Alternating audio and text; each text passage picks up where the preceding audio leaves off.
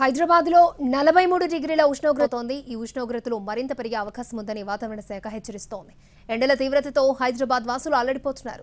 వాహనదారుల పరిస్థితి మరీ ఘోరంగా ఉంది. మరింత సమాచారాన్ని మా ప్రతినిధి రాధిక అందిస్తారు. రాష్ట్రంలో ఎండ తీవ్రత రోజు రోజుకు పెరుగుతుంది.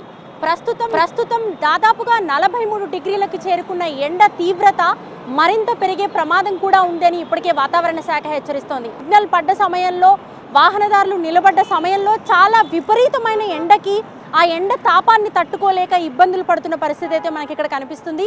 ఈ రోజు ప్రస్తుతానికి 40 డిగ్రీలకు పైగా ఈ ఉష్ణోగ్రత నమోదవ్వడంతో ఎక్కడికక్కడ వాహనదారులు ఇబ్బంది పడుతున్న పరిస్థితి.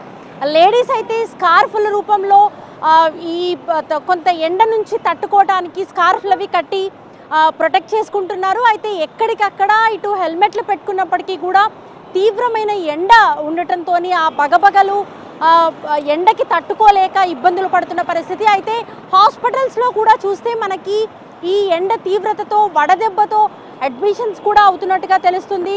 ఈ హాస్పిటల్స్ గవర్నమెంట్ హాస్పిటల్స్లో కావచ్చు, ప్రైవేట్ క్లినిక్స్లో కావచ్చు, మనకి ఎండ తాపానికి తట్టుకోలేక వడదెబ్బ కారణంగా హాస్పిటలైజ్ అవుతున్న పరిస్థితి కూడా కనిపిస్తుంది. ఇటు వాతావరణ శాఖ హెచ్చరికల నేపథ్యంలో రానున్న 2-3 రోజుల్లో 44 డిగ్రీల వరకు కూడా ఉష్ణోగ్రత వెళ్ళే అవకాశం ఉంది అని కూడా చెప్తున్నారు. దీంతో మనకి కొంత ఈ ఎండ తీవ్రతని తట్టుకోవాలంటే అవసరం ఉన్నప్పుడు మాత్రమే బయటకి రావాలి అని చెప్పేసి ఇప్పటికే హెచ్చరికలు అయితే వస్తున్నాయి.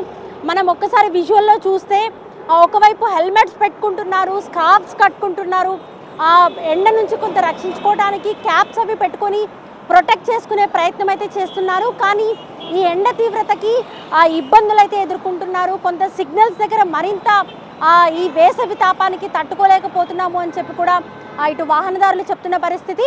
సో ఈ ఉష్ణోగ్రతలు తగ్గేంత వరకు కొంత అవసరం ఉన్నప్పుడు మాత్రమే బయటికి రావాలి అని చెప్పేసి ఇటు వైద్యులు కూడా సూచిస్తున్నారు. మరోవైపు ఈ ఎండకి తట్టుకోవాలి అంటే కాస్త మంచినీళ్ళు ఎక్కువగా తీసుకోవటము, అట్లాగే జ్యూసెస్, కూల్ డ్రింక్స్ కాకుండా జ్యూసెస్, కొబ్బరి నీళ్ళు, నిమ్మకాయ నీళ్ళు ఎక్కువగా తాగాలి అని చెప్పి కూడా డాక్టర్లు సూచిస్తున్న పరిస్థితి.